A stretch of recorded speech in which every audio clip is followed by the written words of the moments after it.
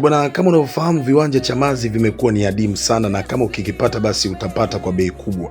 Sasa leo nawaletea viwanja vya bei rahisi kabisa kwa shilingi milioni 4,500,000 unapata kiwanja kizuri kabisa. Maeneo haya ni maeneo mazuri sana, karibu kabisa na uwanja wa Azam. Unatoka kwako unakwenda kuangalia mpira uwanja wa Azam kwa kutembea tu na miguu. Karibu sana, karibu sana sana sana tajiri. Milioni 4,500,000. Viwanja hivi vipo vichache sana.